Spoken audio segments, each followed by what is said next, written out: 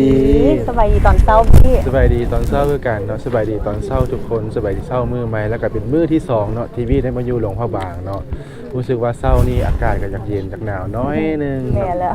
ทุกคนจะแปลกใจว่ามีกับหมีมาเฮ็ดหยังอยู่นี่แม่นบ่เพราะว่ามื้อนี้หมีจะพาบี้มาใส่บาตรที่หลวงพระบางมาใส่บาตรนั่นเองแล้วหมีเพิ่นบอกว่าการใส่บาตรหลวงพระบางแตกต่างจากหม้องอื่นเลยถามหมีกันเลยเนาะว่า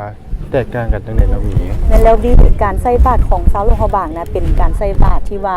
สืบทอดกันมาตั้งแต่ที่ของประเพณีอันดีงามของเราเฮาเนาะแต่ว่าการใส่บาตรของชาวหลวงพระบางแตกต่างจากบ่อนอื่นก็คือจุดพิเศษเลยก็คือชาวบ้านทุกคนจะมาเต้าโฮมกันเป็นวันเดียวว่าจะเป็นชาวบ้านหรือว่านักท่องเที่ยวสามารถมาใส่บาตรอยู่นี่ได้และอีกอย่างหนึ่งก็คือพระเพิ่นจะมาเป็นจำนวนหลวงหลายเลยและตอนนี้เสียงตีกลองตีข้องเพิ่นกระดังขึ้นแล้วเนาะพระเพิ่นกำลังจะมาแล้วเดี๋ยวพี่ก็มีขอตัวใส่บาตรก่อนเด้อขอเตรียมใส่บาตรก่อนเนาะติดตามกันต่อไปเนาะ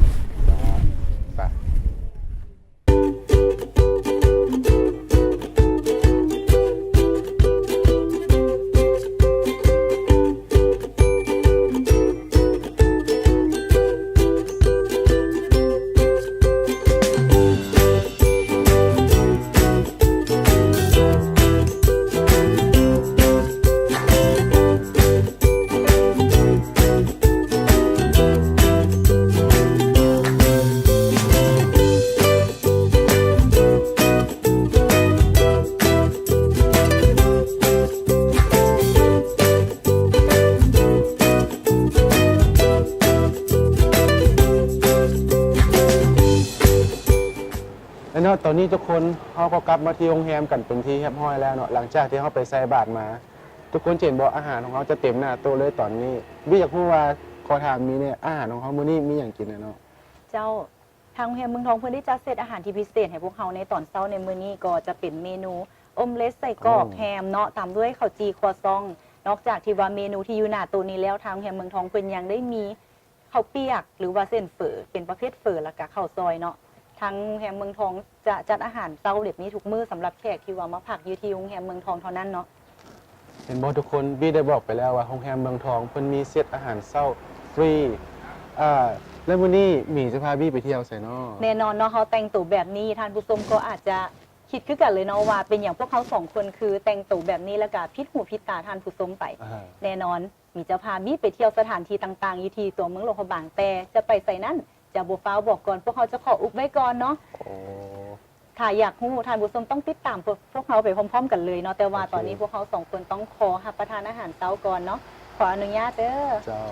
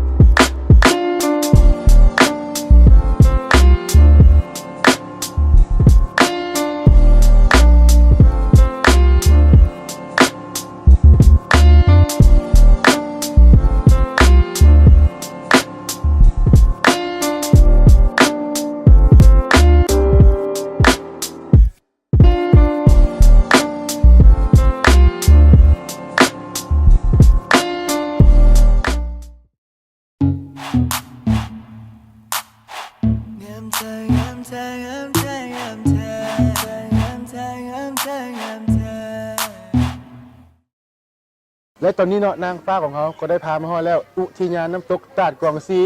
เย้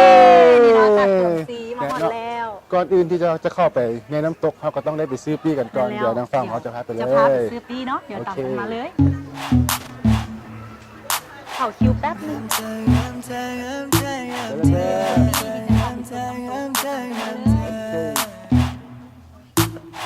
งามลายงามลายงามลายงามลายสาวน้อยคนนั้น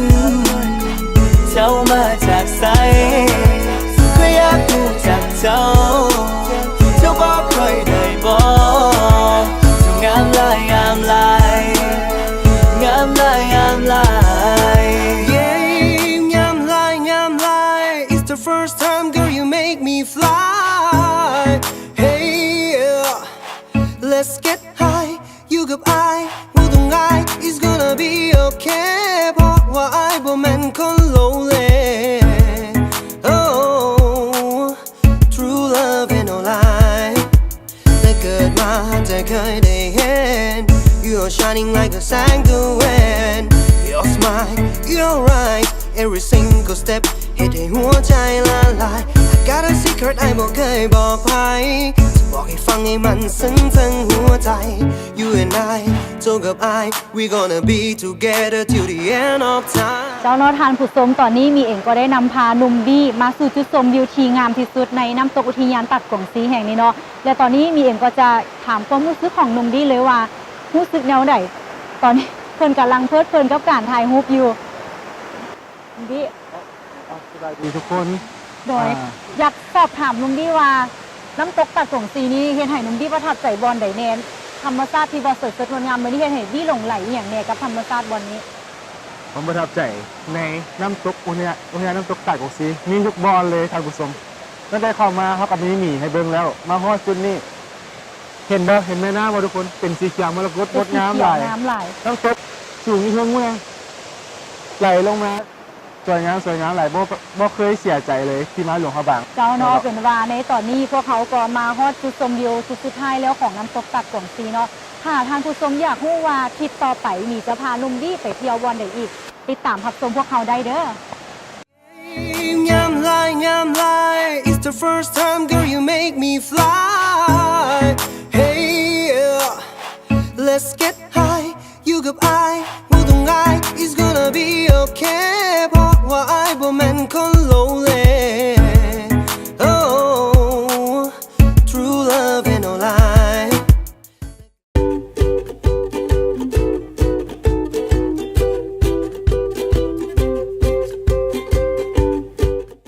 เจ้าเลยเนาะตอนนี้มีก็ได้นำพาหนุ่มบี้ของพวกเขามาเที่ยวชม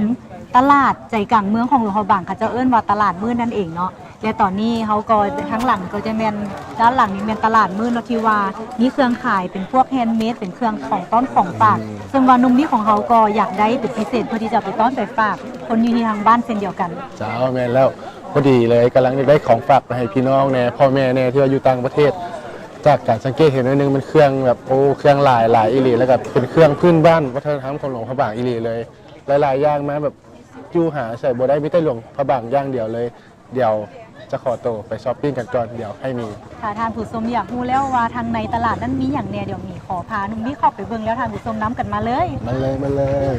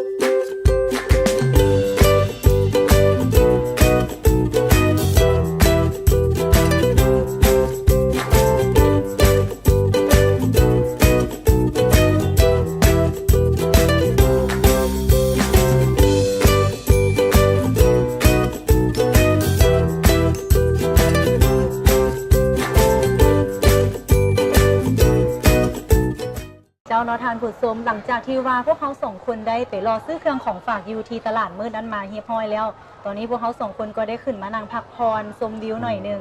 หลังจากที่ว่าได้ไปรอซื้อเครื่องของฝากแล้วอยากถามหนุ่มบี้ว่าได้สนใจอย่างเป็นพิเศษบ่แล้วก็รู้สึกประทับใจอย่างเป็นพิเศษในตลาดมืดแห่งนี้ สำหรับความสนใจแม่นสาวหลวงพระบางเลยแนะนำสาวหลวงพระบางงามอีหลี แล้วก็เครื่องไส้ของสวยในตลาดมืดใจกลางเมืองหลวงพระบางนี่มีหลายอีหลีมีทั้งโซนของกินโซนน้ำหมักไม้โซนซื้อของฝากนานาชนิดต่างๆหลายๆอย่างเลย แต่ว่ามื้อนี้เฮากับเมื่อยกันมาเต็มที่แล้วจะขอจบที่นี่ด้วยวิวงามๆจากตลาดมืดใจกลางเมืองหลวงพระบางเพียงนี้เนาะแล้วติดตามกันเบิ่งว่ามื้ออื่นเฮาสองคนจะไปเที่ยวใส่กันมื้อนี้เฮาขอตัวพักผ่อนกันก่อนเด้อ พวกเขาขอชมวิวหน่อยหนึงเนาะ โอเค